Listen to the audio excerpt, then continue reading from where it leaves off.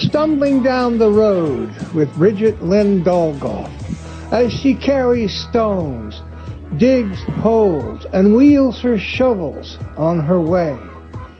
This road is the real path. It is never easy and never clear, but always entertaining.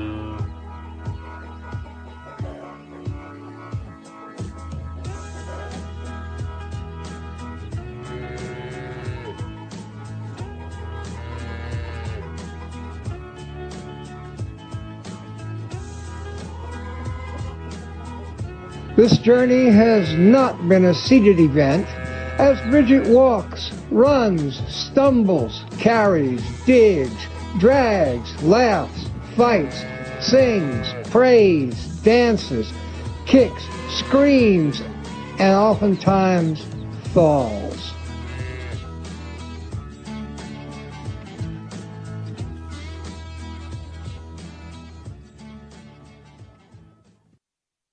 Hey everybody, it is Carrying Stones and Digging Holes. It is your Saturday edition, and I'm your host, Bridgette Lyn Dolgoff, and I will be your host for Carrying Stones and Digging Holes for the next 2 hours. Hey, you can go to Revolution Radio, freedomslips.com, and you can look at all the ways that you can fend us. Don't fend us. You can fund us. We do heirloom seed packages. If you just want to toss us a few bucks. Also, we do advertising. That's one of the ways that I support our station. We have website advertising that's really darn affordable. And I have my healthcare business online. Oop. And hold on one second with my guest. It is an audio only show. I'm giving my guest some information. There we go. Awesome. All right. So also you can go to Revolution Radio, freedomslips.com. Remember, we are 100% listener supported. All of us work. We all volunteer to do this work. We don't get paid.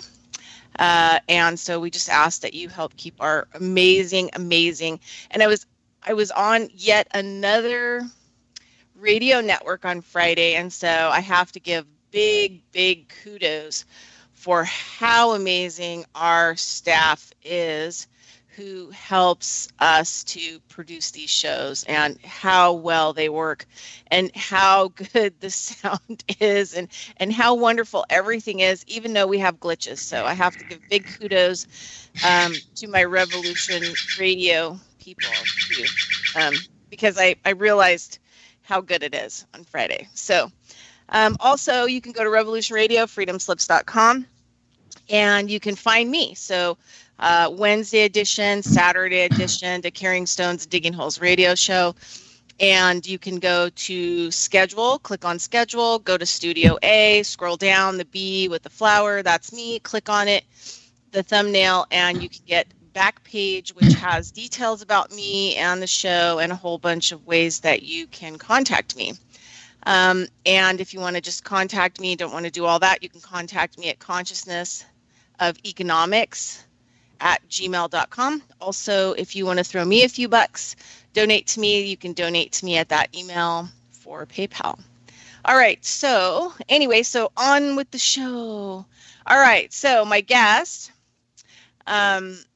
and I'm going to let him pronounce his whole name, Taansen, and then I'm going to let him pronounce his last name, because Taansen Fairmont. Yeah, I might get it botched up. So anyway, so we have Taansen on, and he's going to talk to us about a lot of amazing things that he is helping the public with. A lot of things that a lot of people in, we'll just say common law or alternative law, are doing on their own, but his business is kind of the first business where actually just general people from the public can actually get the help that they need from his business in doing some of these common law procedures and remedies.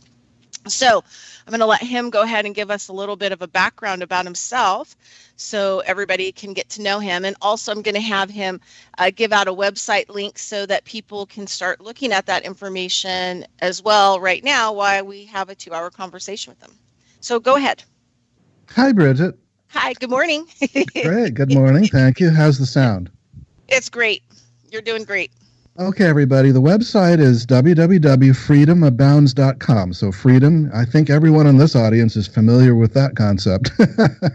F as in Friday, or freedom, or friendship, freedomabounds.com, freedomabounds.com. So we're talking about the creme de la creme of remedies. Many of you have been familiar with hundreds of different approaches to solutions to tyranny, solutions to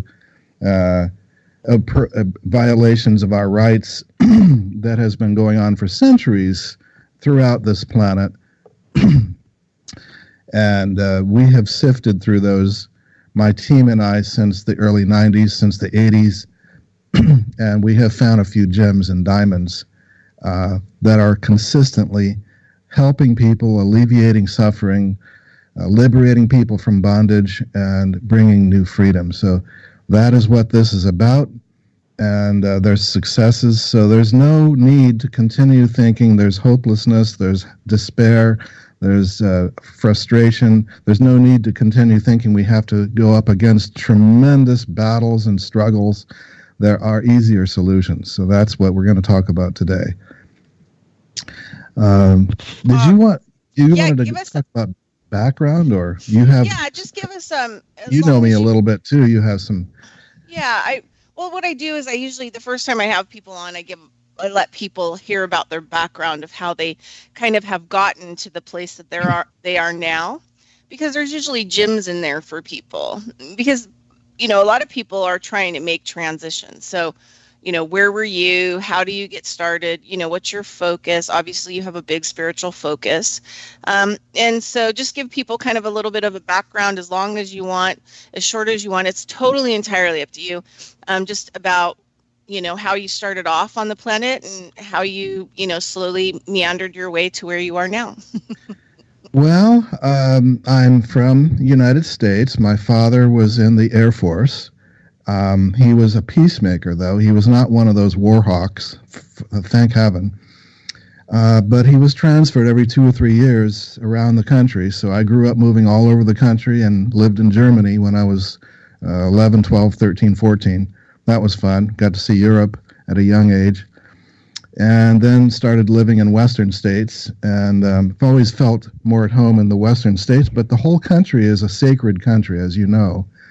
And then he went into the U.S. Civil Service, but was continued to associate with military installations. So I came to respect a lot of the military. I got to hear the stories of the incredible corruption from my father in the U.S. government. He would come home, and at the dinner table we'd be talking about unbelievable, bizarre waste and misdirection of funds, and ridiculous conflicts, and so I got to hear that from a young age, and but we were also very deeply interested in spirituality, and we went through a lot of the Christian devotion. I would say went very deeply into the Christian devotion, and this evolved into a more global view and a more global embracement, I guess you would say, of all religions. It reminds me of the funny thing that Bob Hope once said. He said, "I honor all religions. I figure why blow the hereafter on a technicality." So then this evolved into starting various kinds of meditation. I went through the psychedelic era, I went through yoga. I tried lots of things, and I had a breakthrough with transcendental meditation as taught by Maharishi, and went to the university in Iowa and also in Europe, became a teacher, became what's called a governor, which just means a teacher who has advanced training.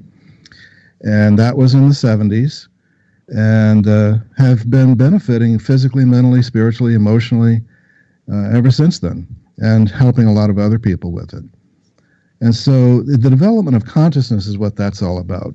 So that appeals really to all paths, all religions, all cultures, all persuasions, all philosophies. It's really about raising consciousness so that one is more awake, more expanded. There is comprehension. There is the ability to focus. Attention span expands. One is just more awake, and that is stabilized in the physiology. It's not just an idea or concept or an imagination. It's scientifically able to be verified.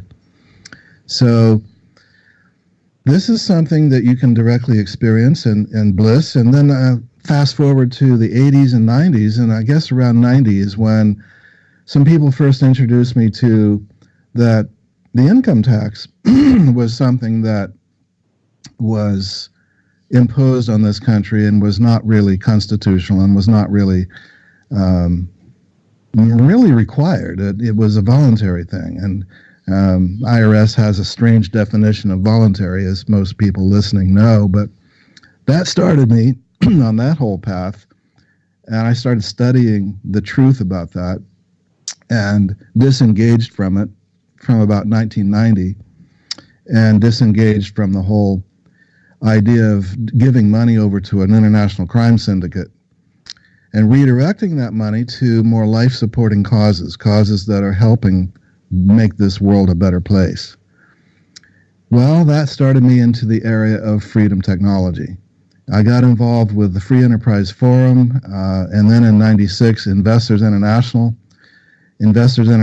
by Dr. Van Lin. Some of you may have heard of that or attended seminars, and they invited me to Puerto Vallarta, Mexico, to be a keynote speaker in August of 96, and among other speakers who were talking about how to raise investment yields, how to set up tax shelters, offshore trusts, improve asset protection, I was the one who came in with the message about sovereignty consciousness, which was basically an amalgamation of the spiritual and the historical, legal, or political status, because it's essentially who we are, what our status is, that determines what happens to us.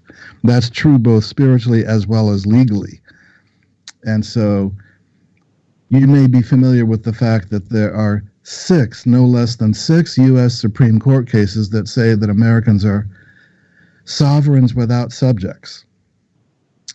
This was a new concept. It got rid of the old European monarchy idea that there are hierarchies, of the king and the queen and the duke and the duchess and all of that. And, America said, nope. The original 13th Amendment was no titles of nobility before they replaced it.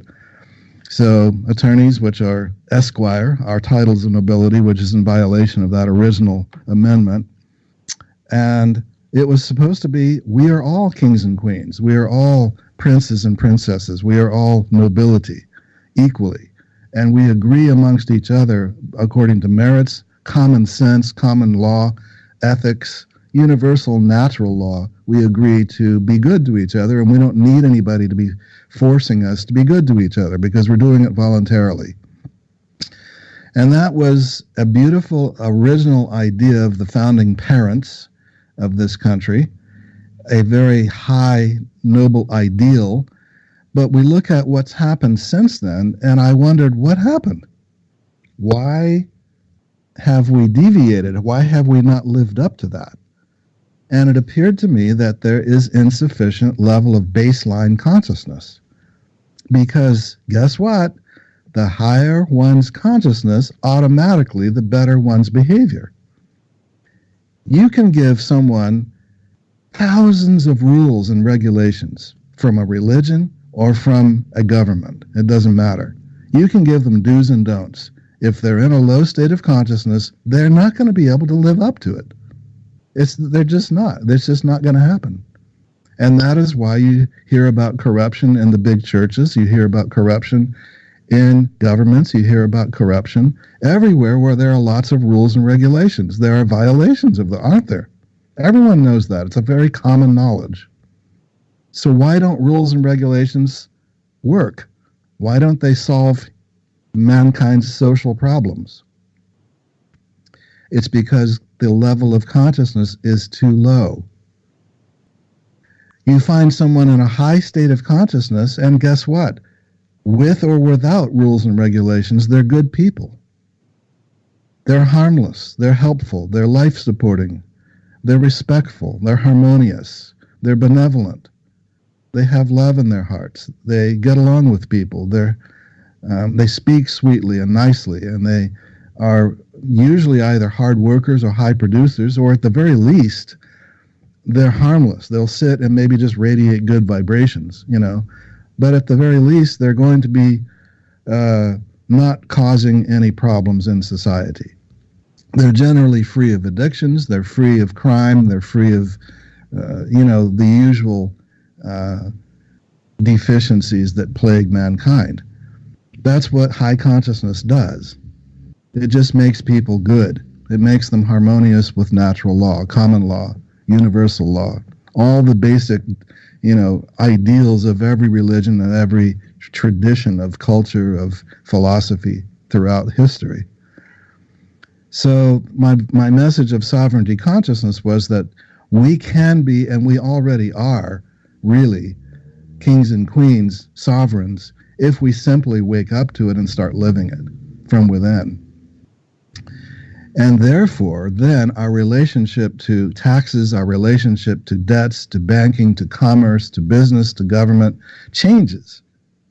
Have you ever known of a great avatar, a great enlightened saint who was bowing down to politicians and banks and paying their taxes and kowtowing, like a subject slave? No, I haven't. Every great enlightened master has been a sovereign to this day, and there are many walking among us on this planet today, and politicians bow down to them. So that is the natural consequence of awakening, and that is why many of the controllers on this planet, the tyrants, the ones who've wanted to enslave mankind, have not wanted high consciousness to manifest. That's why they have repressed and suppressed the ability of these teachings to get into mass education. They haven't wanted everyone to wake up and be sovereign and be independent and be on their own. But that is precisely the challenge of the human soul.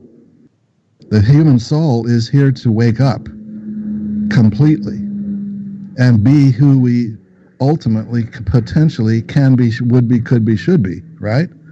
To be the sovereigns that we were given to be from within. So you don't talk this way to a police officer. You don't use the word sovereign. They're gonna be very offended by that and maybe try to look for a reason to lock you up. So you don't want to go around flaunting this language in the wrong places. Obviously, you want to use common sense. You want to be reasonable. You want to be just practical in daily life. You want to use documents that facilitate your freedom in a natural way. For example, a Social Security number. I used to think in the 90s that I wanted to dissociate from the Social Security number, the super slave number, right? Then I finally got to start learning the UCC, and I learned that, well, really, that doesn't represent me. It represents the straw man. It represents the kind of sesquiquade trust that was set up in all capital letters to represent me. And then I realized there's a separation already there from the beginning. That SS number is simply a number that applies to a fictitious entity, and I can use it in commerce as a sovereign. Why not? I have the right to use whatever facilities are in the system that I wish. I should not have to go to great lengths to separate myself and protect myself. I can make use of the tools of the system, including Federal Reserve notes, including Social Security numbers, including their ID documents. I can make use of these tools and live conveniently, comfortably, without being in violation of either their rules or my own principles. And that is how we have focused instead on helping families simply defeat debts and set up affairs to be out of the main harm's way when it comes to taxes. And the two simplest ways that we've found that have been working, that have 100% success rates, are on the debt side, to use our Liberty debt elimination system to cancel debts. So people who have credit card debt, student loans, that sort of thing, are simply able to use some letters that we provide and legally cancel 100% of that debt. We are the only company I know of, Brilliance in Commerce, that has created a system that attacks 100% of the debt on the basis that they never loaned anything, and that has not failed since the year 2002. So for 17 years and running, we have a no defeat rate. This means that any customer who has followed the instructions and has sent the letters as instructed and did not give up has had those debts go away. So our website is full of victory letters and success stories, and very few of our people have had to go to court. And those who have gone to court have received the assistance of our legal team and have also had victories almost 100% of the time. And usually the only failures, again, have been when someone got tired, stressed, ran out of money, and our legal team charges very little, peanuts compared to attorneys. But still, if you don't have a few $100s, you don't have a few $100s. So some people run out of money, or they run out of patience, they run out of time, they run out of willingness to continue. If the court case drags out, those are rare cases. But most of the time, it's within 1, 2, or 3 court filings, the case is done. If the customer had been sued, we defend, we guide them through the defense, and the plaintiff will give up, they'll dismiss. We have some funny cases too, like where in one case we filed the rebuttal to the opposing counsel's accusations, and they didn't know how to respond. They have no defense to our allegations, and they didn't say anything. They didn't file anything more for 6 months, and so finally the judge just terminated the case for lack of response. So, we get some funny ones. It's been a lot of fun. It's been a lot of fun because we've had nothing but consistent successes for years now. So, like I say, most of our customers don't have to go to court, but the few who have also been successful in winning. And we've had so many people say, you've been the answer to our prayers. We're about what works. And later in this discussion, if you wish, we can get into the various other approaches that have been used out there to either, what is it called, set off, debt, set off, or use bonded registered bills of exchange or promissory notes and things like that to pay, supposedly, the debts under UCC.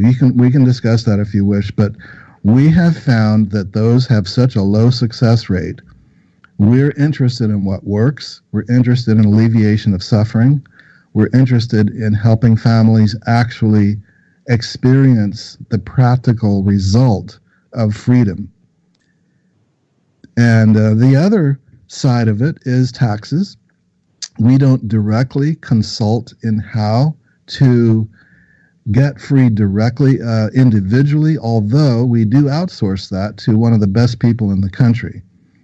And so on our website, under legal help, you'll see revocation of election, and you will see the actually number one best method I have seen in 29 years, since 1990, and I've seen hundreds and hundreds and hundreds. I've known Irwin Schiff personally. I've known Lynn Meredith personally. I've known Eddie Kahn personally. I've known a lot of the leaders in the untaxed movement personally. Royal Hardy. I've known these people. And I've seen and tried or known of people who have tried and seen all the seminars and been there. And I've seen what failed. I've seen what worked. I've seen people go to jail. I've seen people lose assets.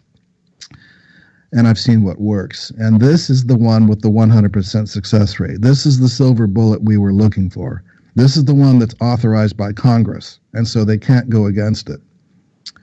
This is the one that has perfected a particular style of the revocation of election that is filed with exactly the right agencies in exactly the right way with exactly the right wording. And it has had no retaliation, no failure, no rebuttal. And so that is freeing people. But again, that's on our website under legal help. The revocation of election is what has been assisting people. But again, we outsource that to our expert in Texas who takes care of that for us. But our company provides the House of Freedom International Natural Law Trust. And this trust is the state-of-the-art, latest evolution after decades and generations of refinement and advancement and tweaking and improvement of the very best trust laws from all over the world, so that it is truly international, truly sovereign, truly above and beyond the limitations of any particular legal jurisdiction, and that has been in practice actually working and actually protecting people's assets, that is untaxable, that is an exception to the filing requirements, and therefore any commerce, including salaries, including business income, consulting income, investment returns, whatever assets one places into this trust becomes protected from any kind of tax exposure or tax liability. So that's the easiest way for most people who are afraid or who work for big corporations and are concerned about, going the non-tax way individually, can just use one of these trusts, set that up, start moving assets into it, start transferring commerce into it, and then it automatically becomes the vehicle of protection. So if you can defeat debts and taxes, you have defeated two of the major wheels of the cabal's enslavement machine. And that's what our little company has been doing. We're not very well known. We've probably only helped a few thousand people directly, a few other thousand indirectly by influence and by benefit. So we're not major in terms of millions of customers or anything like that. But we do have what we believe are two of the best solutions out there. Awesome. I really like the whole way that you communicated all of that. I wanted to say for people out there that haven't heard some of this information before, some of this terminology that's being used, I completely understand. I started building kind of a language with people 30 years ago around these subjects and didn't really utilize them or apply them or knew where to go in order to get the information that I needed until 2009, when the state and the government decided to come after my private practice. And they served me fake cease and desist. At that time, I didn't really know what was going on or how it was going on. So the first thing that I was going to do was fight. And that's kind of what happens at first before you get over that hump into more of the consciousness where you realize, like, I don't have to fight. I just have to educate myself. And who am I really, right? You get to the point of who am I really? And who do they think that I am? And sometimes you just got to take a different approach to reapply who you are into the system. So a lot of people will wake up because they're in a, emergency situation. The IRS is coming after them. They got fired. They can't make money anymore. They, this happens, this, who knows, whatever the fire is that starts the crisis. And that's usually the point where most people wake up and they need help, but that help is really not available out there unless you know people. I was lucky enough to know a local common law group in my area. I was introduced to them, and they weren't sure how to help me in healthcare, kind of healthcare rules and laws and ideas, but they did start to help me to change my perception of who I was and how I was going to operate in the system, and then how to actually do my own paperwork. And it was a long, difficult journey, especially to learn all this stuff while you've got all this debt hanging over your head and you're not bringing in an income anymore. So this is the way that I look at this company is really important, because you can actually make this transition before you have a fire, somewhere in your life where it becomes like some kind of emergency. You can actually take care of it before the emergency sets in, and that you need some kind of remedy, you need some kind of salvation, and so the approach is different. You're approaching it in a conscious manner. I should just take care of all this stuff now so that I'm not going to have these stressors. An ounce of prevention is worth a pound of cure. Exactly. And then, when things go wrong, which, things do, that's just how this world operates. Things are up and down. You're not going to have those up and down stresses, and you're not going to have to try to go find a fire department with a long hose to come over and put out your fire. You'll already have the remedies that are underneath you, and just removing your debt and what that can do for your consciousness. Because if you're out there pounding the pavement, you're doing your job 9 to 5, you're not getting paid enough for your slave service. And then on top of it, you have all these debts. And this, one of the things I was thinking about the other day was, I don't do debt. After 2009, and I changed kind of how I related to the world, one of the things I decided was I wasn't going to get myself in debt. I don't make enough money, to apply for credit cards and all these different things and loans. And I just really decided I was going to live in a spiritual way, kind of with what I make, or, what comes, which is not an easy task. But that was just kind of my choice to do it. But I was realizing, how much every little thing costs. People are being, gouged because of the inflation of the dollar. Everything is getting smaller and costs more. And then they have you coming and going with all these different fees from, just about every place that you do business with, which means you have to keep working, and you have to work your bunzolies off in order to, just not even survive. So even if you just kind of look into how can I eliminate my debt, the debts I have, to get them, basically X'd off the record, because the person that is holding that debt is not who I am. And so therefore, in a way, you're not really, that's kind of how you have to kind of look at it. That debt was incurred under a different archetype, let's just say, of who I am, that they created.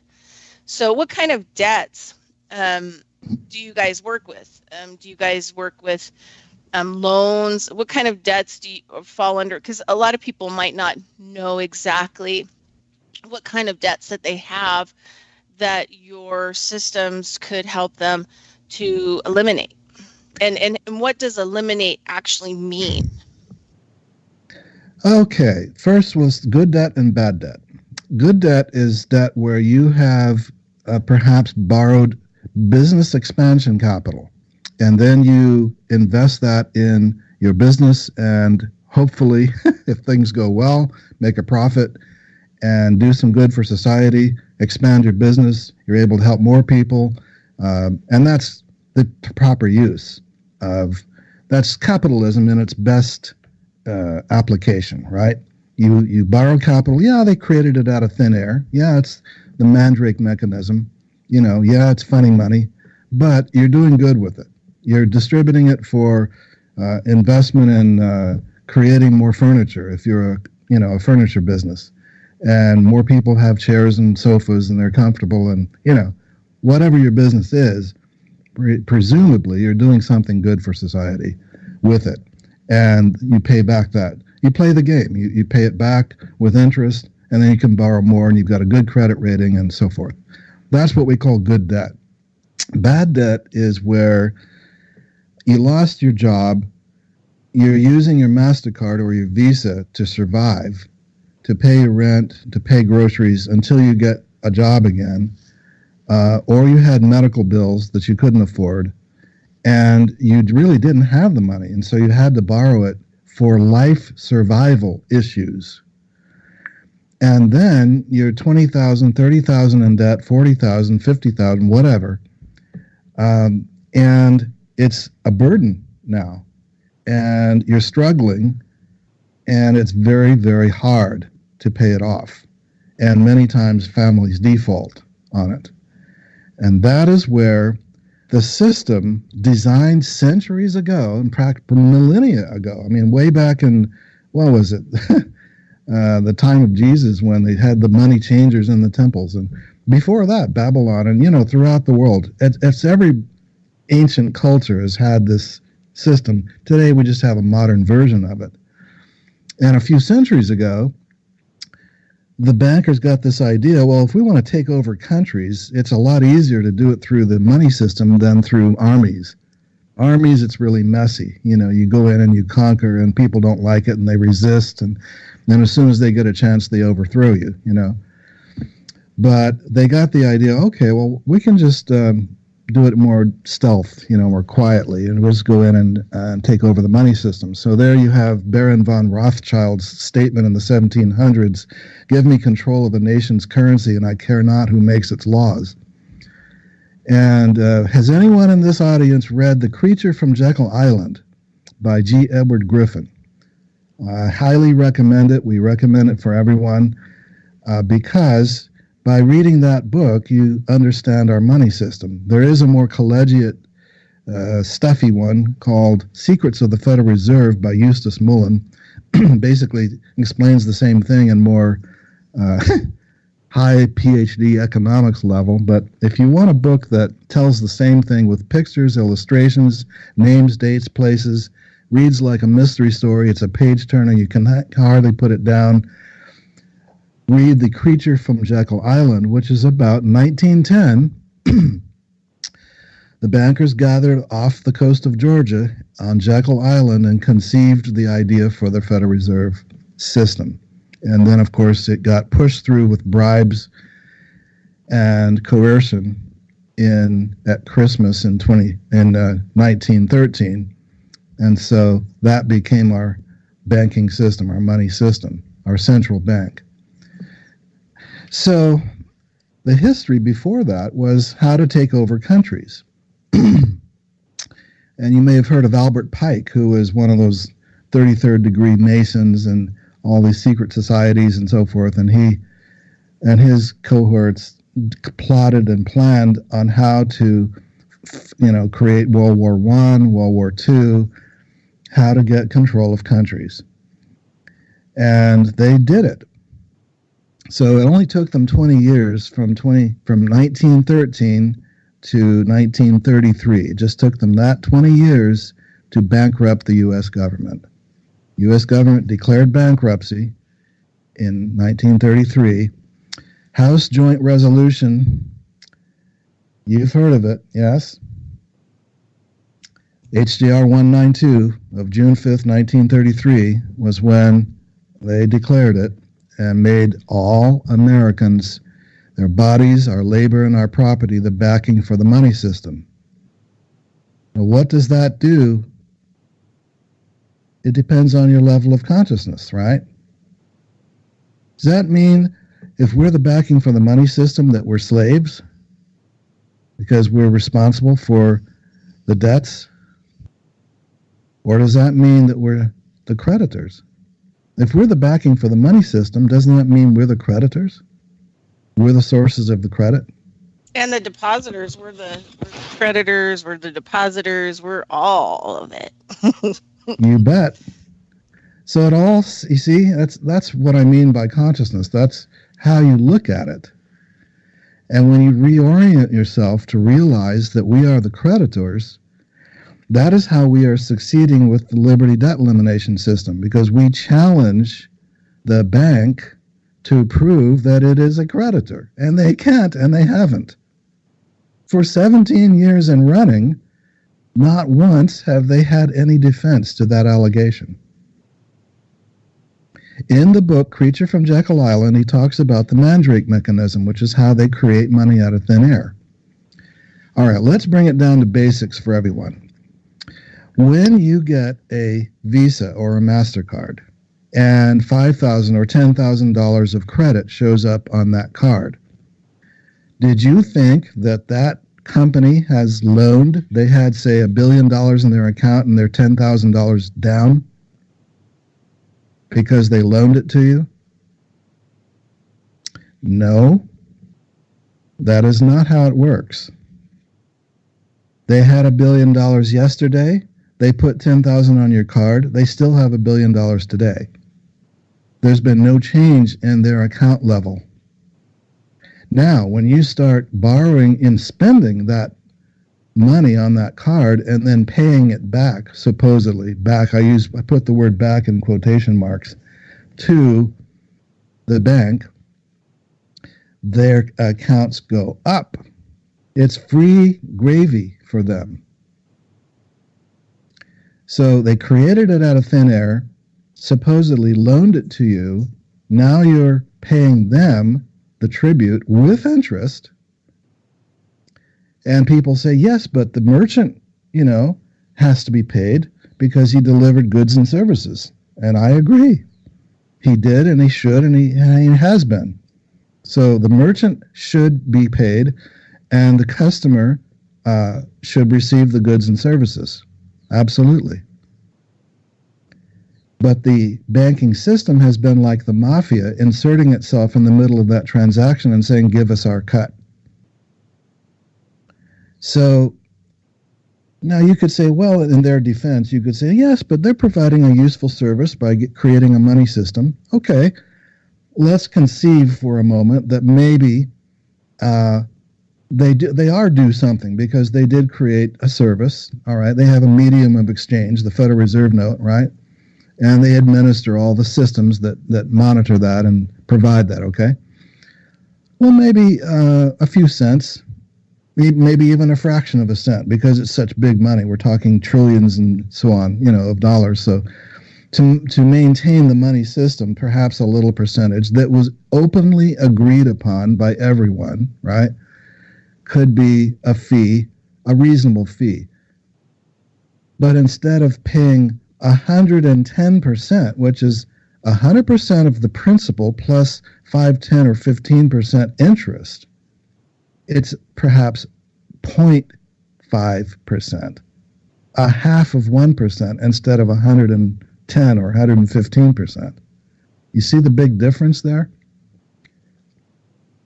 So this money system has not been fair. It has not been benevolent. It has not been in service to mankind. And there are videos on the internet, we have some of them on our website, that demonstrate how if you have a debt-based money system where you borrow $100 into existence, but you have to pay back 105 or 110, where does that extra 5 or 10 come from? So it says on the dollar bill, Federal Reserve note. It's a promissory note. It is no longer redeemable in gold or silver. It is a debt instrument. It is not money. Therefore, 100% of all of the money in circulation has been borrowed into existence. It's all debt. And so if you owe more than you borrowed because of the interest, you have to borrow more, you have to create more debt, right, to pay that extra 5, 10, 15% interest. So it just keeps escalating and escalating and escalating, and that's why Today, it's what, 20 trillion or 30 trillion or however big that federal debt is. That's the supposed debt to the banking cartel that the U.S. Government and its people owe, supposedly. You ever heard of Bo Greitz? He was a Marine. I saw a seminar once when he had a wooden coin. It was about 10 feet in diameter up in front of the room, and it was covered in gold foil or something. And and he wrote at that time, this is back in the 90s, I think the debt was about 8 trillion or something. He wrote $8 trillion on it. He said, okay, they created the debt out of thin air. We're going to pay it back with money out of thin air. So he just created a big coin and wrote $8 trillion on it. He says, here, we're now paying your debt back. So ladies and gentlemen, brothers and sisters, that is how, in a simplified explanation, the system works. And how families are able to get free of the debt is by using our letters, which are engineered very finely now. We've distilled the essence after years and years and years of experience with this. We revise our system every year, sometimes 2 and 3 times a year. Do you hear the blue jay in the background? I hope it's not... No, okay. I like animal visits even during shows. I don't. Okay. All right. I got some birds out the window here. So we're gonna just coming in to let people know that we're gonna be going to a 5-minute break at 56 till, and then we'll just mute and we'll let the promos and everything run. We'll come back at 1 after. So if anybody needs, doesn't want to listen to the promos or needs a break, they can get up and get a break. So we just got a few more minutes. I was thinking about how funny that is to, make a coin and then send it back. And, we have one thing that I've learned about remedies or common law or, paperwork or whatever people want to call it, is that it takes years and years, and you have to find people to study with for the most part for things to have gotten to where they're at, because a lot of this stuff is hidden. And it's really difficult to find. And the legal system that operates doesn't want you to know about it. And in some cases, they went through all of law school and never knew that there were other types of law. So when you get to a point where you have documents and you can source law and all these kinds of things, it's taken a lot of years of education, because it's not an education that, you can take people's seminars and their workshops and look at their paperwork and maybe dabble in it, but it takes a long time to get to a point where you have a lot of things working. And so it's not a really easy road. And a lot of you probably out there who've gone down this, I like to call it practicing sovereignty. I get away from saying I'm a sovereign. I like to say I'm practicing sovereignty. But you get to a point in a lot of this, and you want to make it easy on yourself and learn and use documents that are already working for people. And it is, I've known a lot of people that have come and gone, and they still, one of the things that I really like about what Taansen said was that you have to get over in the hump into the consciousness. So past the battle. So something has happened, it's, roughed up your fur on your back. You don't know what to do. You're scared and afraid. And so the first thing that's going to come out the gate is that you're going to want to fight the system. And there are a lot of people out there that are doing paperwork where they want to prove and they want to be right. And they want to be in a totally different system than they're in. And they haven't gotten over the hump into consciousness of full consciousness going, hey, I can just stand in balance in the middle of all this stuff, whether I have a social security number or I don't have a social security number, or all these different things and all these different accounts that I have, right, underneath my corporation that they designed. We should be in the middle of both and utilizing both sides, being in balance. And that's kind of like what coming into a different framework of where you're standing consciously matters, because once you get out of the fight you wake up and you go, look, this is just not working, because light and dark are always going to fight. You've got light comes up and then darkness has to fight it. And then you have darkness that rises up and then the light has to come and fight it. So you take yourself out of those battles into a higher consciousness and just stand in the middle of it all, be in balance of it all, and utilize it all. Or, instead of be in the fight. And if you're still in the fight, you're going to be attracted to a lot of paperwork that's probably going to punish you.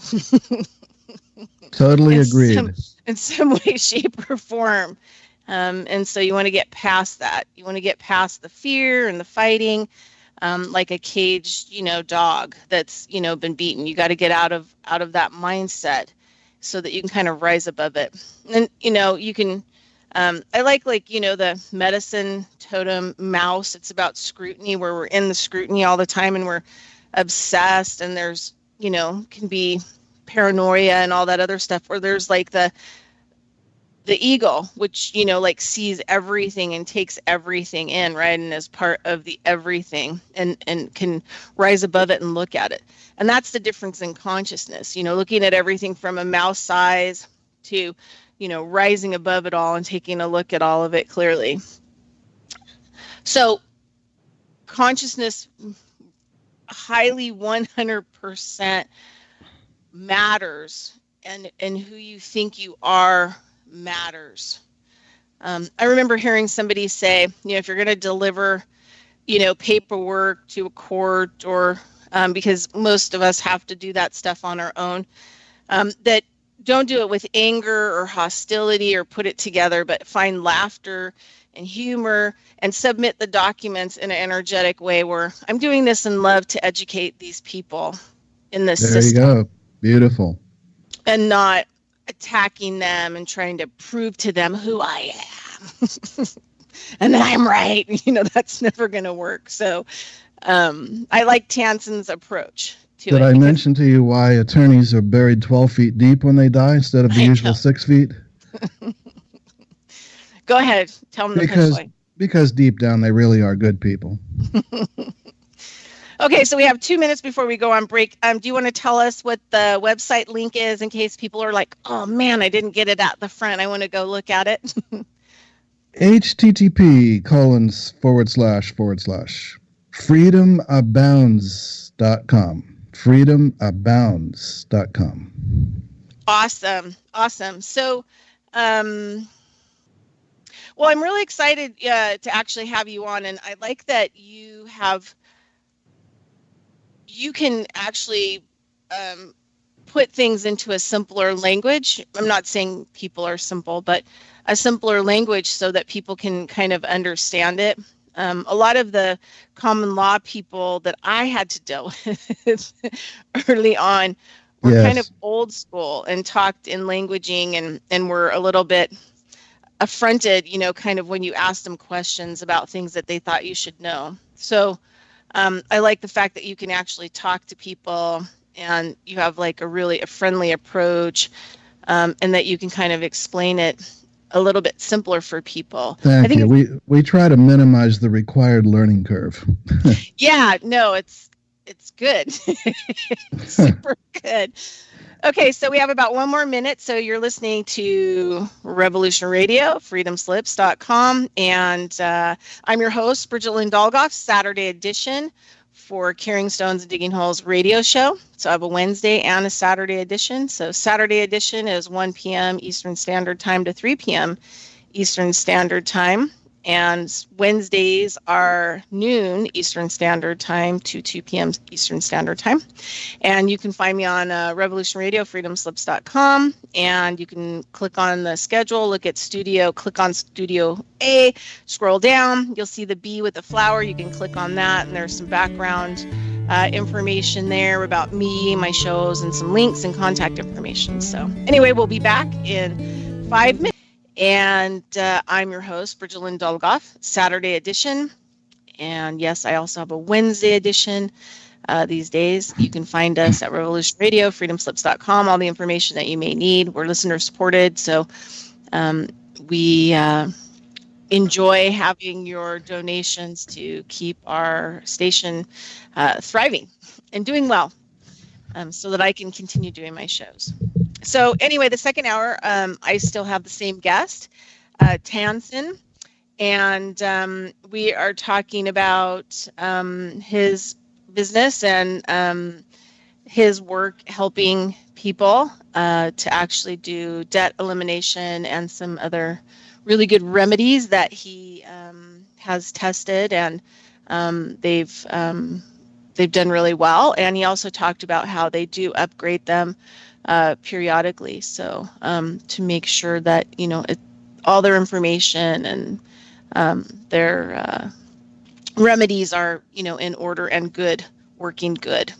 So Taansen, so in the first hour, well, I wanted to just kind of talk to you a little bit, I guess, in the front of this hour, just about your I have so many different friends that have these really amazing spiritual paths that they follow, and I'm always interested in people's, personal, like, spiritual work that they do, how they balance themselves, things that they read or study or practices that they do, that they utilize, as a part of their spiritual, religion, if you will, spirituality instead of religion. We'll call it spirituality. So do you want to talk to people a little bit, maybe about things that keep you positive or practices that you regularly do, or, how you practice your own spirituality? Are you there? Oh, now can you hear me? Are you there? Uh-oh. He's got like a microphone issue, it looks like. Oh, wait, I heard something.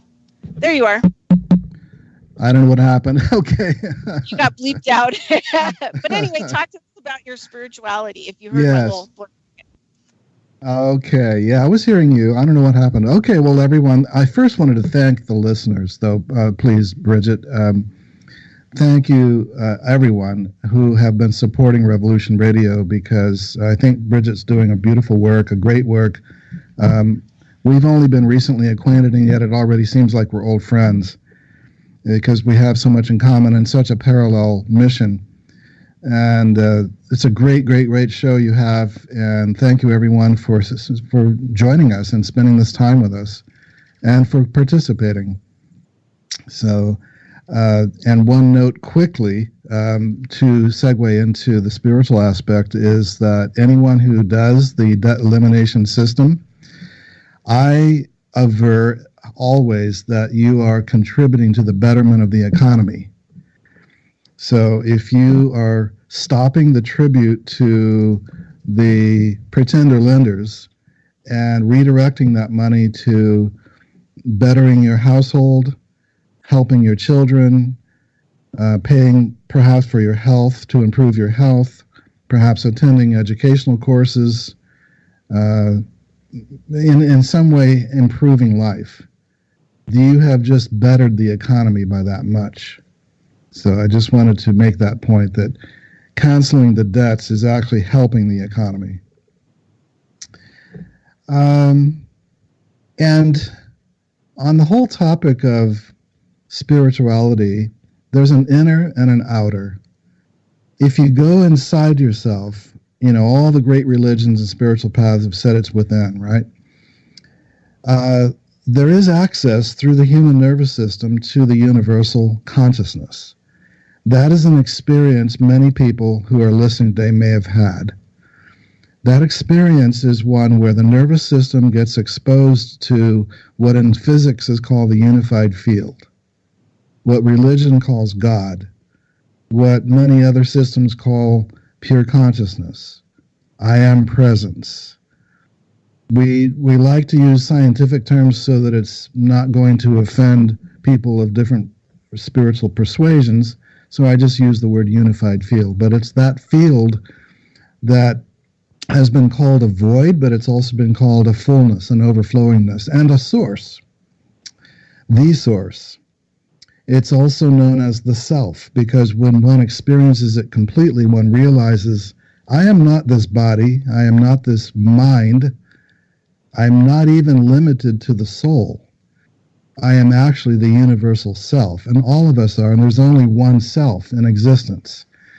And all of us as human beings and animals and plants and ETs and beings from every planet and world in this universe, all of us are actually projections raised from one sun. And that experience is the essence of spiritual enlightenment, of awakening, of self-realization. The experience that it was a dream, it was an illusion, and sometimes a nightmare, that I thought I was this limited being down here enjoying or suffering or going through a drama, right? When really, this human incarnation was simply a very small part of me that went into this adventure for learning purposes, for education, right? And the experience of relaxing and resting deeply into the unbounded ocean of pure bliss consciousness and deep meditation is not an idea, it's not a concept, it's not an imagination, it's not a fantasy, it is a reality that is directly experienced by allowing the focal point of attention to switch from going outward to going inward. It's a 180-degree about face, and it goes inward towards the source of thought.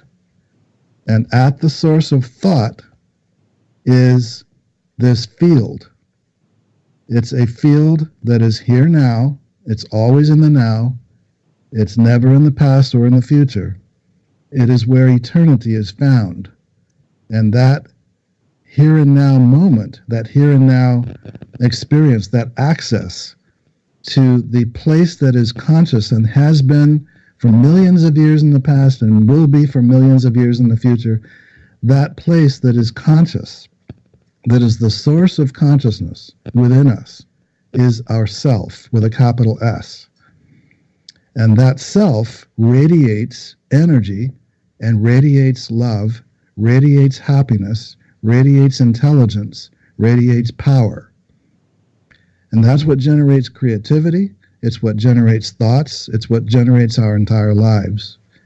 And as we dissolve stress, we get the distortions out of the way so that it flows unimpeded in a harmonious and coherent way into activity and makes our activity productive and fruitful. And the fruit is positive, the fruit is beneficial, the fruit is harmless, the fruit is constructive, it is pleasing to all parties, it is helpful to all parties, it harms no one, and it helps everyone. So that flow of life-supporting life energy from the self comes through into life through what we call love. And as you know, love is the unifying power in creation. And if you were to ask me what my religion is, I would say love. I would say unconditional love. Because that's the essence of all religions. It's the essence of the teachings of all the great teachers. And it's not according to this definition or that definition. It's not higher and lower. It's not like, oh, there's a higher love and there's a lower love. Well, love is the unifying power, so how can it be divided into two different types?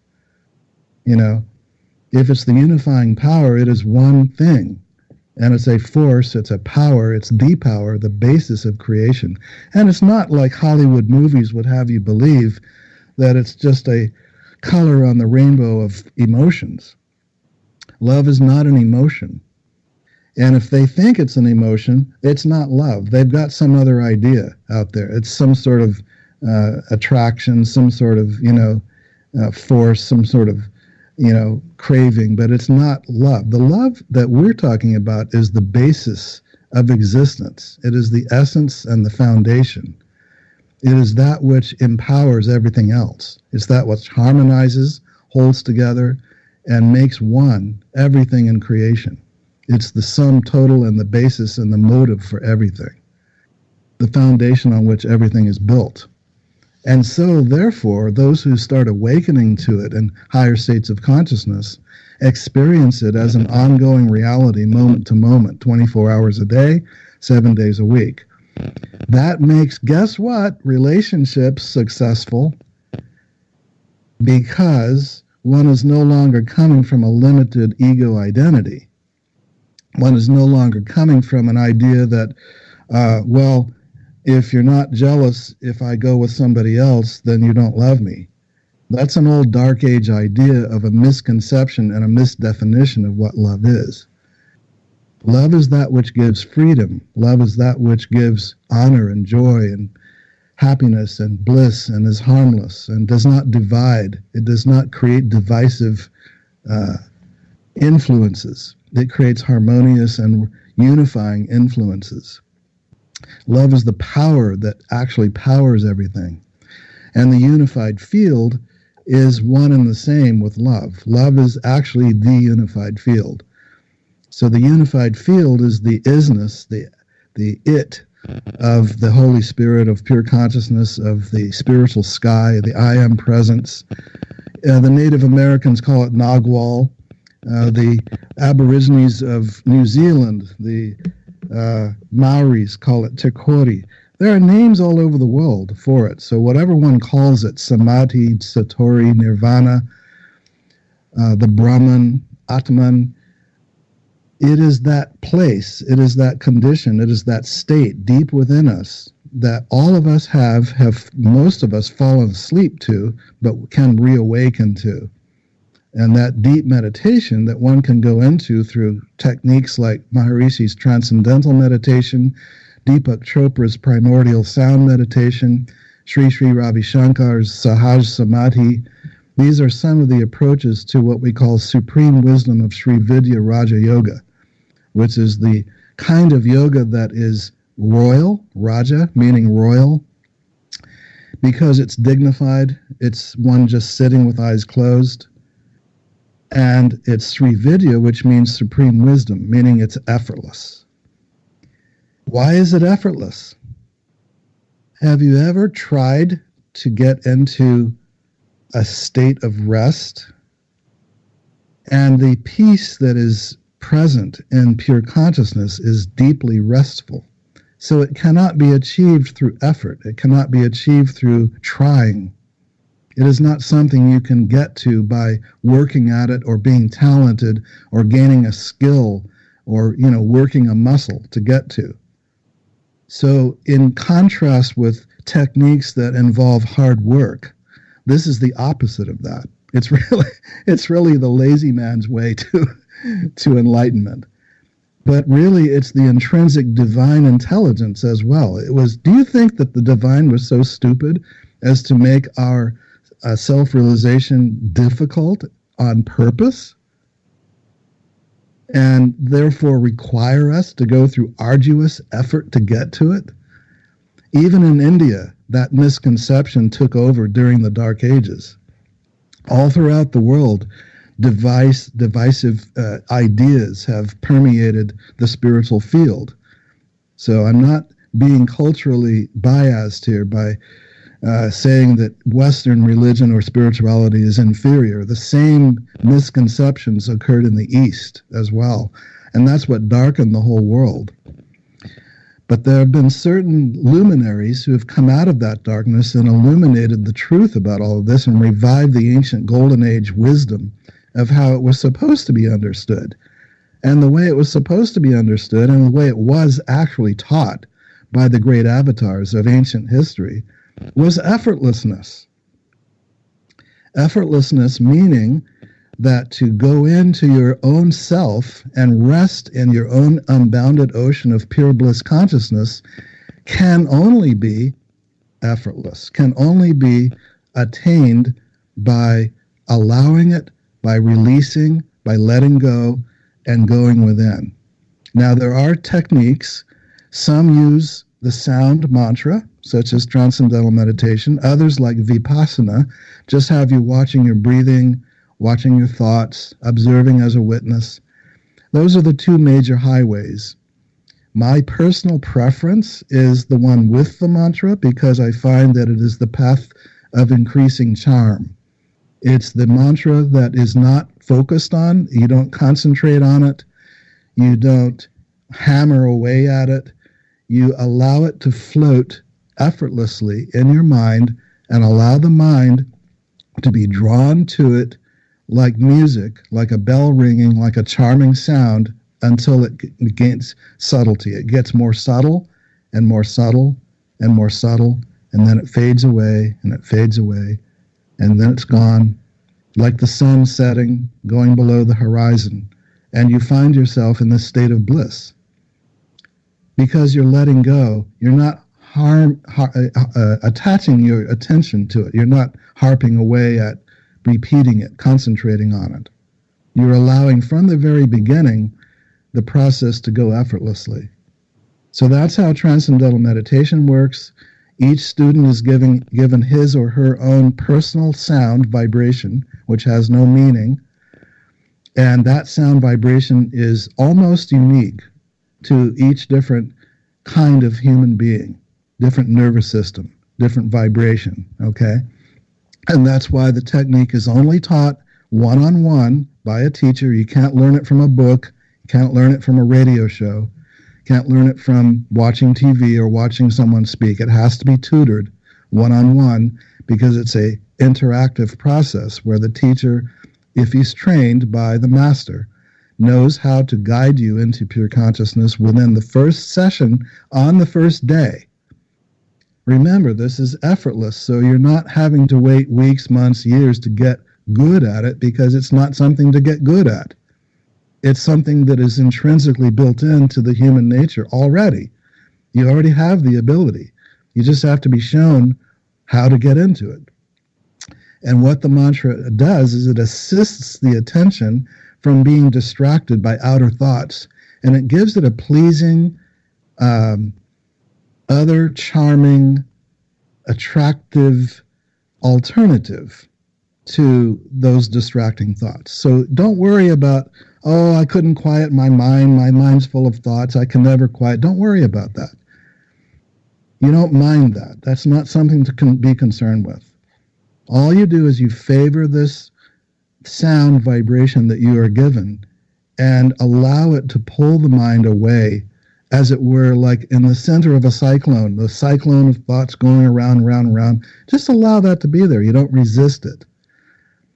And in this process, you allow your attention to be drawn by the attractive sound of this mantra, this vibration, and effortlessly pulled away from the cyclone and into the eye of the cyclone.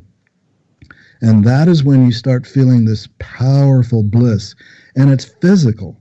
The heart rate slows down. The brain waves change from beta to alpha to theta, sometimes even delta. And you're wide awake. And scientific research, according to oxygen consumption, has shown that the level of rest goes to twice as deep sleep. When we're awake, which I presume we are right now, your breathing rate is considered, let's put it at a base of 0. When you go into the dream state, when you're in bed at night, it goes down about 4%. So oxygen consumption drops about 4%. When you go into deep sleep, it drops about 8%. Okay, so that means there's an 8% improvement in level of rest.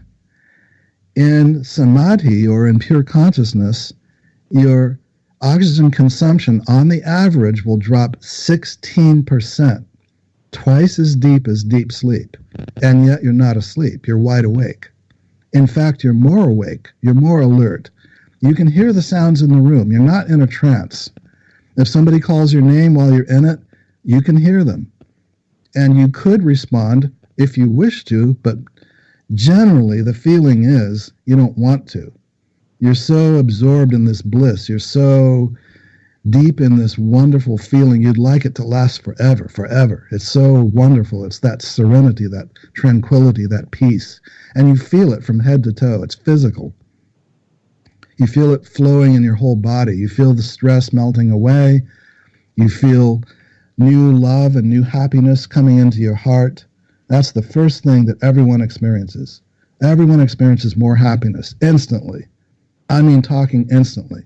We had a funny incident one day when a student came in, and there's a little ceremony to begin the practice where you bring fruit and flowers, and this guy had brought an apple, and you're asked to take your shoes off, and then you go in for the ceremony and the first instruction, and you have your first experience of meditation. And this guy was so nervous. He didn't know what he was getting into. He was like, oh, my God, should I be here? Should I not be here? I don't know if I'm doing the right thing. He's in the waiting room waiting for his appointment, And then he comes in, he brings his fruit and flowers, has the ceremony, has the first experience of meditation. And he's done with his class. He comes out with a smile from ear to ear that he can't wipe off his face. He's going down the elevator in his socks, munching on his apple. He forgot his shoes. Then he realized that he had to go back and get his shoes. So it really changes people, and it changes them instantly, because they discover they've got this infinite place of inexhaustible bliss, inexhaustible power, energy, love, happiness, joy within themselves that they never knew they had access to. And guess what? It helps addictions. Alcohol, cigarettes, cocaine, heroin, you name it. Whatever the addiction is, melts away. It just melts away, because now you've got a new source of bliss, a new source of pleasure, a new source of satisfaction. So this is the antidote to the Rolling Stones song, I Can't Get No Satisfaction. Now you're having a continuous access to, at any time, at will, while you're on a plane, while you're in a train, while you're not driving a car, but as a passenger in the car, in a train station, in an airport, at home, when the children are playing, as long as you hopefully tell, if you're a business boss, tell your employees, don't bother me for 20 minutes, I'm in meditation. Take all the calls, turn your phone off. At home, get the pets away, get the dogs and the cats away. The children, tell them, leave me alone for a little while, right? So as long as external disturbances are out of the way, you just block that time twice a day, 20, 30 minutes. You just block that time and you go into it. And automatically, without changing a belief system, without having to believe that it will work, it doesn't matter if you believe it will work or not. It's like a light switch. If you have a light switch connected to good electricity and you have a lamp with good bulb in it, do you have to believe that it will turn on when you turn the switch? No. You just turn the switch and it comes on. It's like that. It's automatic. So we actually invite people to be skeptical. We invite them to come into this with no preconceived ideas, but you can come with preconceived ideas that it won't work, that it's probably no good, it's probably not going to work for me, I'm not good at it, my mind's too busy. Doesn't matter what you think. You can come in with any kind of idea, it will still work, because it's that simple. It is simple, natural process that works according to nature. And this ancient technique, which has been around for thousands of years, and it was very common in ancient golden ages, is now becoming more common, becoming more practiced. And so consciousness expands because of exposure to the infinite ocean of consciousness. So by infusing that unbounded ocean of consciousness into the nervous system directly, into the heart, into the mind, into the body, every day, every day, every day, every day, in alternation with daily life, right? Alternation with your daily work, your daily activity, daily study, whatever you're doing. Go ahead and be dynamic. Go ahead and continue living life as you did before, but by adding this practice, automatically consciousness starts going up, up, up, up, day after day, week after week, month after month. And as that grows over time, it's very much like watering the roots of a tree. And now the tree is getting water, it's getting nourishment, it's got sunshine, it's going to grow, it's going to thrive, it's going to flourish. The flowers come, the fruits come. And unlike pursuing occult powers, this brings the powers eventually in their own season. So we do not recommend pursuing psychic abilities in particular or any particular kind of occult power, because eventually those will flower in higher states of consciousness in their own season naturally, and they will be guided by wisdom, they will be guided by love, they will be guided by harmony, and they will not cause any problem. They will not cause any violation of natural law. They will not cause any disconnect, and they will not cause any harm to anyone else. Those who pursue powers exclusively without going into pure consciousness find themselves usually obsessed with that power, which is very much like one branch of a tree growing all out of proportion to the rest of the tree. What's going to happen to it? It's going to fall over, it's going to uproot itself, and it's going to die. And that's what has happened to people who have doggedly, with great effort, pursued a particular power at the expense of everything else in their life. So we don't go for powers. What we go for is the single essence, the single waking up process. And then, and as that old saying goes, these things shall be added unto you. You know, you go first for that heaven, for that enlightenment, for that realization, and everything else comes, including better health, including better relationships, including better success in one's career, including improvements in everything. As that develops, then, of course, freedom improves, and freedom is the highest value, isn't it? Freedom from and freedom for. Freedom from every kind of enslavement, whether it's legal, financial, governmental, whether it's enslavement to habits, enslavement to one's own mind, to one's own thoughts, enslavement to mind control influences coming from machines, from the chemtrails, from the radioactive EMFs and all the other influences, all these enslaving influences out there, right, that scare people. One becomes free from all of that by pure consciousness, which, guess what, is invincible. Bridgette, have you ever heard of the Meissner effect?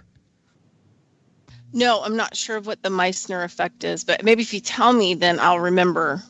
In physics, Meissner was a scientist in Belgium, I believe, and he came up with this experiment whereby he experimented with different fields of energy. And he had a way, I don't remember exactly how, but he had a way, physicists may know, to generate levels of coherence.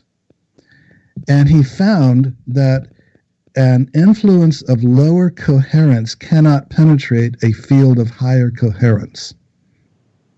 Like you said, I'm simplifying things. Well, it's because I'm not advanced as a physicist myself. So I have to explain it in simple terms. But maybe that's good for most people out there. But that's the basic concept, is that a field of higher coherence cannot be penetrated by an influence of lower coherence. So anyone who is interested in protection, invincibility, go into pure consciousness every day. Go into samadhi every day, and you will automatically start having a stronger force field around you. Not because you thought about it, not because you affirmed it, not because you went around saying, I am surrounded by white light. That's just a concept. That's just an idea. That's just affirmations have some limited value, but this is reality. This is actually a physics reality that is scientifically measurable. Have you heard about the experiments where crime rates went down in communities where 1% of the people started doing TM? Yes, I think they had a big one 15 years ago in Washington, didn't they? Where they had thousands of people come and sit down and do transcendental meditation. Right. So and they said it lowered the overall, I think it lowered the overall crime for that day by 30%, just their average crime. Right. I was flown into Iran near the end of 1978 when the Shah was still in power, and there was a lot of violence in Iran. And I was part of what was called the World Peace Project.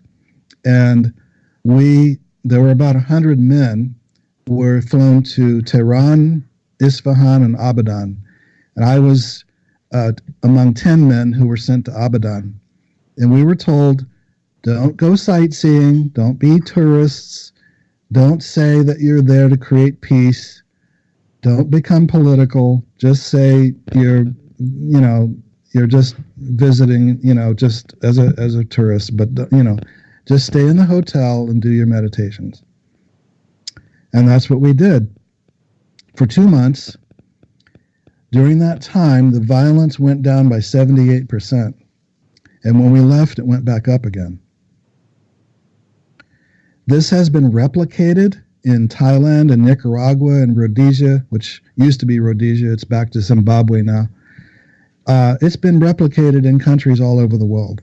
War violence decreases, crime rates decrease, hospital admissions decrease, automobile accidents decrease, business bankruptcies decrease. Anything that is statistically measurable in the quality of life improves when a sufficient number of people in the area are going into pure consciousness. So it's been scientifically measured, it's been presented and published in peer-reviewed journals, including the Journal of Conflict Resolution at Yale University.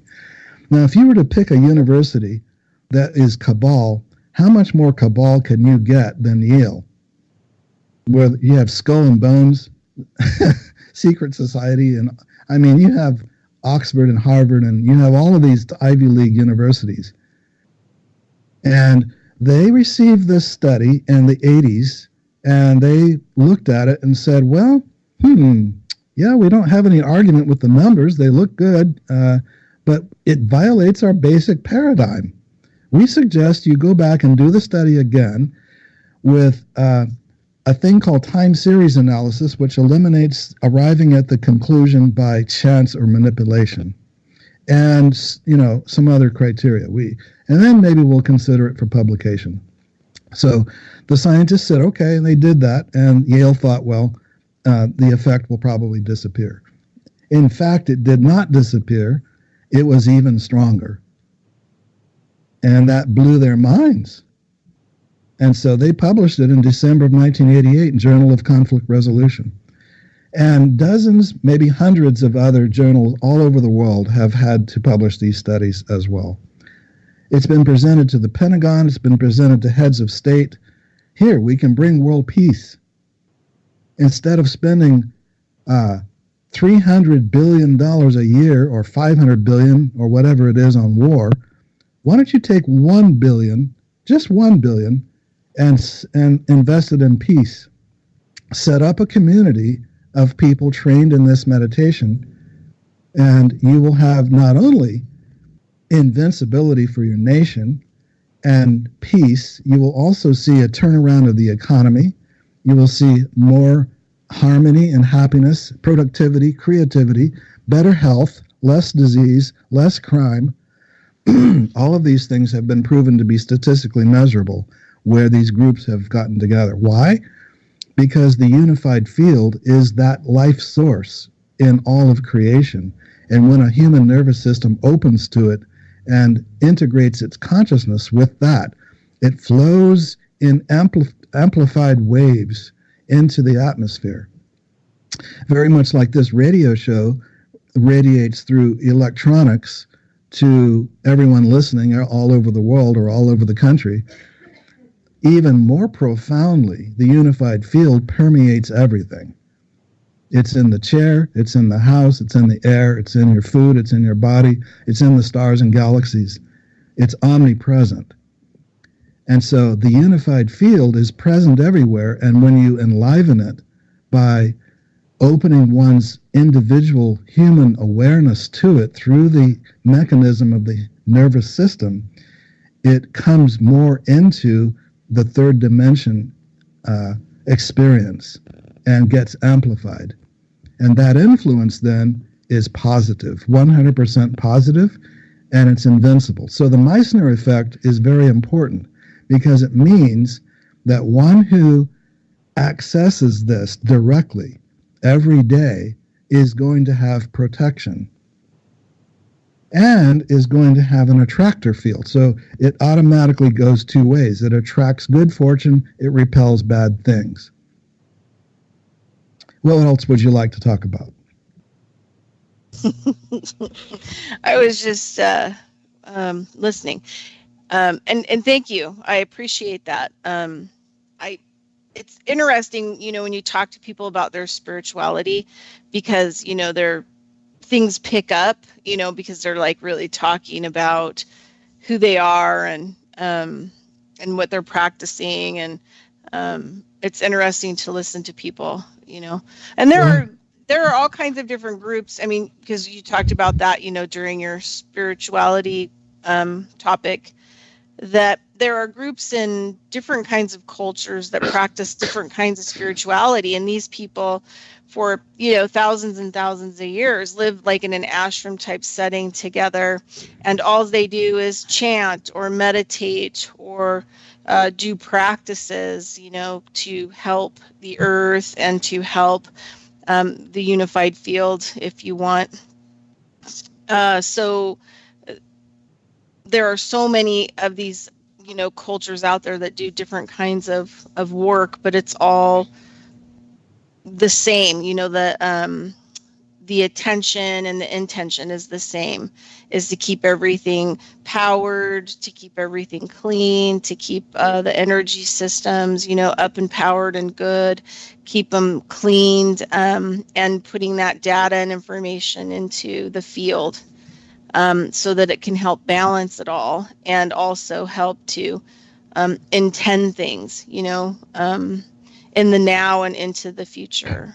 Bridgette, what I want everyone to know is if you've ever had any kind of concern about where the world is going, I am here to tell you it is going into an age of enlightenment.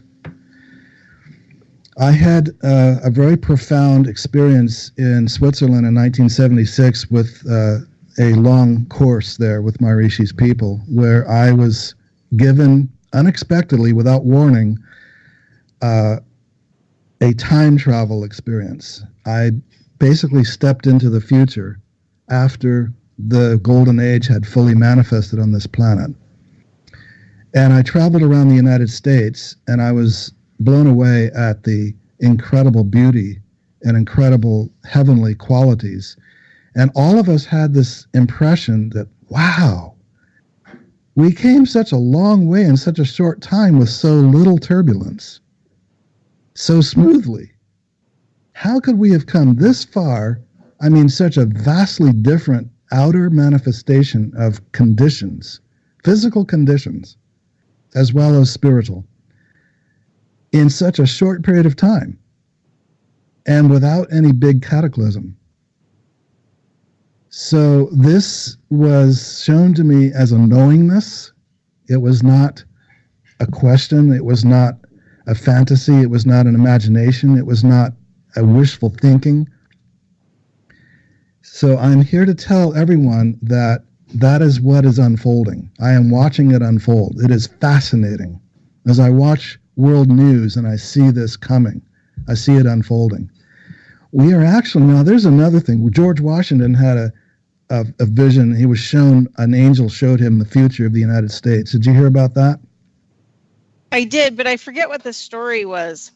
In the 1700s, in the thick of the war and everything, when he was going through these, trials and ordeals of the battle against the British, he had a lot of suffering, but he also had a lot of divine intervention. And one of these experiences was the angels showed him the future of the United States, and they showed him the victory he was going to have with the war, which is what inspired him to carry on through to the end. And then they also showed him the Industrial Revolution of the 1800s, the Civil War. They showed him the 20th century with World War I, World War II, but at the same time, all these saints coming and higher consciousness developing and education advancing and prosperity growing. And scientific advancements in technology and improvements in conveniences and comforts. And so good and bad growing all at the same time, right? So evil and good just increasing and increasing and increasing. And this big, huge spiral of energy just building in the country, culminating in a kind of cloud, this big, dark cloud. And as the conflict reached a zenith, probably, I would say, around now, he saw this heavy, dark cloud hovering over the country where everyone's just there's this tremendous upwelling on the one hand of collective evolution of everything. I mean, physical evolution, educational, emotional, spiritual, physical, everything. But at the same time, diseases have never been more than before. And all these problems. And so everything kind of mixed together, a kind of negative and positive potpourri. And this creating a dark cloud hovering over the country and a kind of depression, kind of a lull. And you sort of feel that in today's mood, right? The collective mood. It's kind of a depression. It's kind of a collective, lull going on. And it's all over the place. It's in the news. There's no great happiness, no great ecstasy, no great bliss being talked about publicly or expressed. Hardly anywhere. So he saw all this, and then he saw this light. And it was coming from groups of people, certain individuals, certain groups, and it spread to more and more people and more people. It's kind of a light, kind of a glow, kind of a smoldering glow. And then it got brighter and brighter and brighter, and it kept spreading to more and more people. And eventually it created a kind of a critical mass, and suddenly a great explosion of light occurred, and it dispelled the dark cloud. And this display of splendor occurred after that, where light was everywhere and everything was bright and psychedelic in color and just beauty.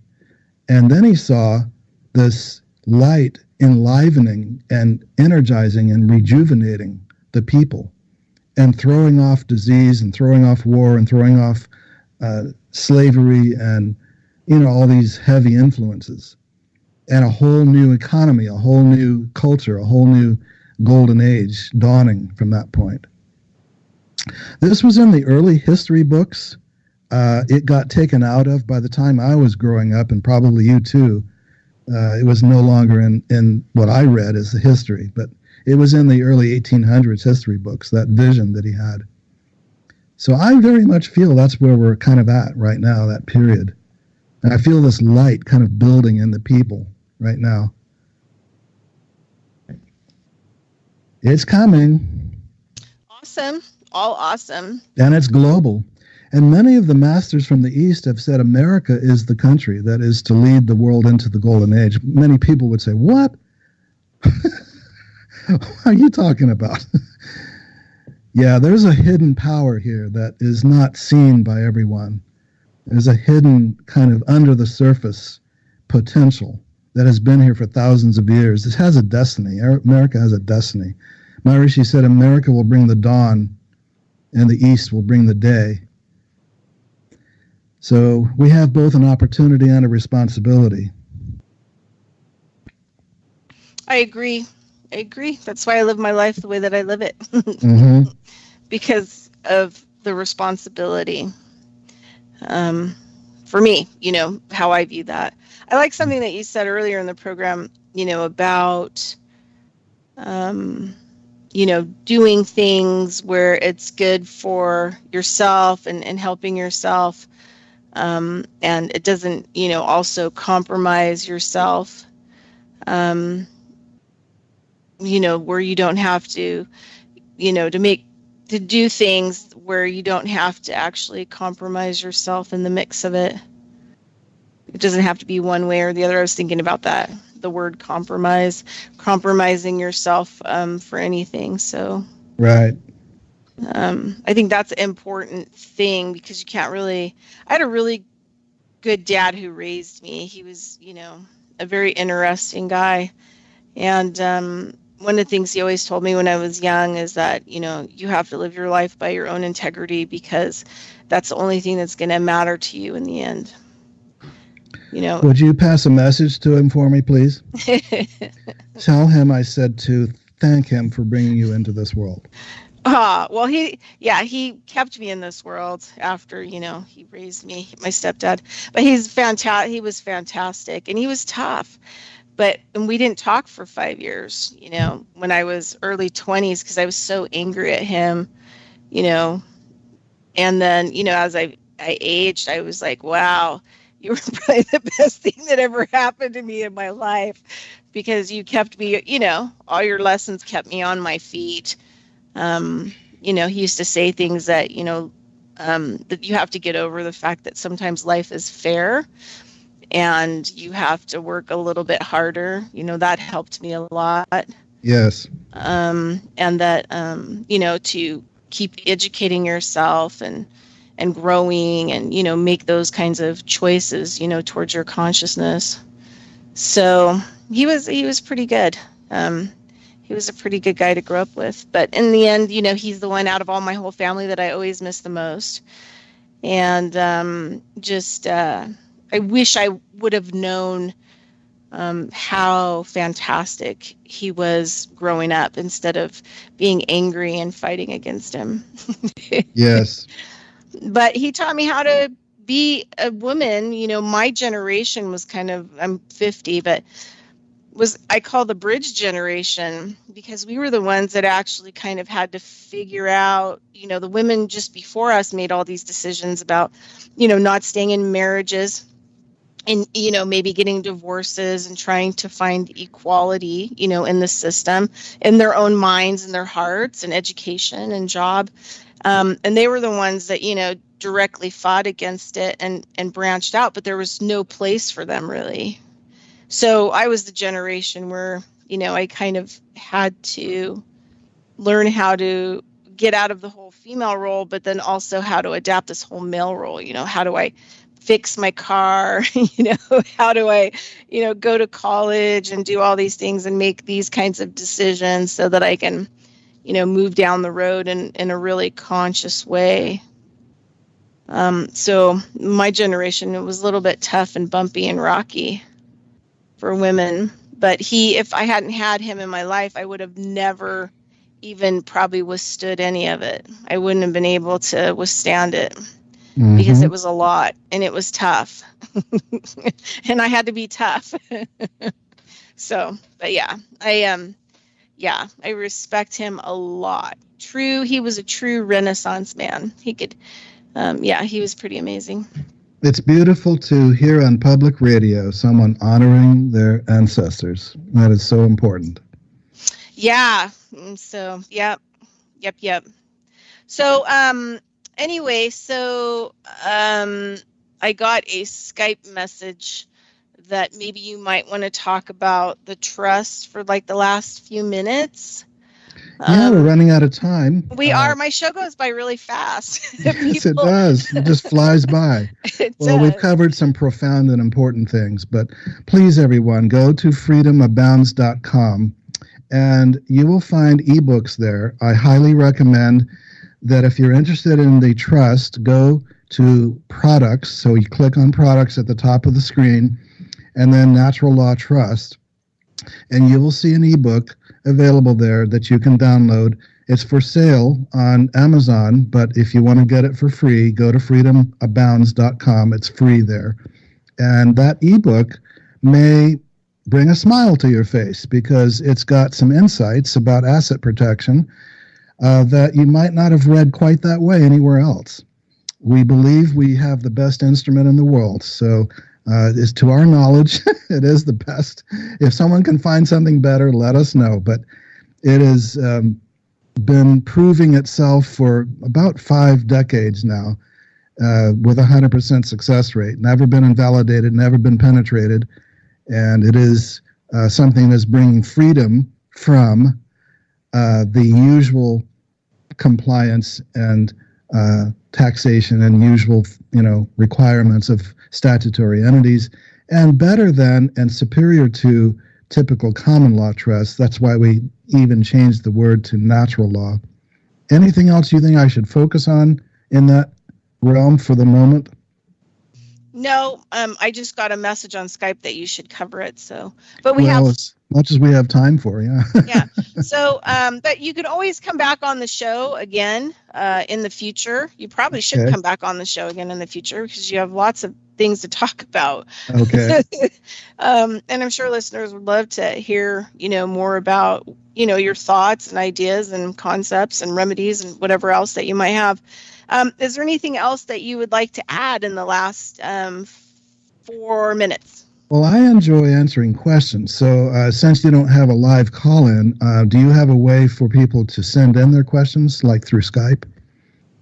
There are people that can contact me with questions. But I was trying to think about some questions that I think people are really going to be interested in the debt elimination. And yes. So can you briefly give people an idea of like how does just a ballpark general, framework of how does that work? How does the debt elimination actually work? Like you have the debt and then what happens? Like kind of some steps so people can understand it a little bit better. We have a one-time lifetime fee of $450. That's about the equivalent of the average couple of months of payments.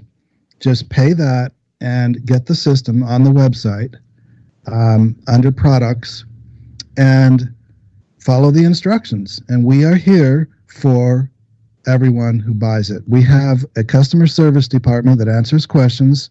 We hold people's hands through the process. We understand it's intimidating. However, there's not a big learning curve. And actually, it's fairly simple. I would say it probably takes about an hour to put together the letters for one account. You can cancel unlimited debts for the rest of your life with that one system.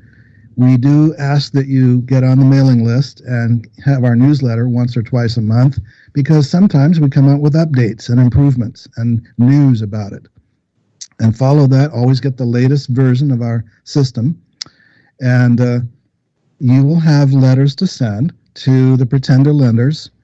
And we address just about every kind of debt except secured debt like mortgages, but even those, inquire with us if you have problems. You want to either cancel the mortgage because of your understanding of the system and the fraud they're committing against you, or because you are afraid of facing foreclosure. We outsource that to some of the best in America who have pretty high success rates. I don't know of anyone with 100% success rate with house mortgage cancellation, but we have found the few that have as close as possible to that. But for unsecured debts like lines of credit, credit cards, now it has to be issued in the United States under the Federal Reserve System. If you're from another country or you have debts from other countries, we invite you to get with your lawyers, get our system, and convert it to the laws of your country. So this is for U.S.-based debts. The trust works everywhere in the world for all countries. The debt elimination system only for United States debts. And then student loans. Student loans are the big thing that is that is just a burden for millions of young people. Those cancel just as easily as credit card debts. The same scam is being run and the same system for canceling them. Same success rate.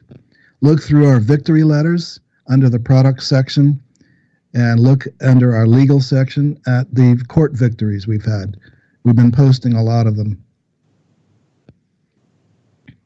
Awesome. So I got kind of some feedback about the link. Somebody said that they tried to Google it and it didn't work, but great guest. So it's www.freedom, right? I don't know if you need to put a www in there. Okay. I would just put HTTP, okay. And don't put an S. Just HTTPS. Abounds.com. Right. In some cases, some people have gotten a warning when that, I don't know why, some parts of the internet say that it's not a secure certificate, just ignore that.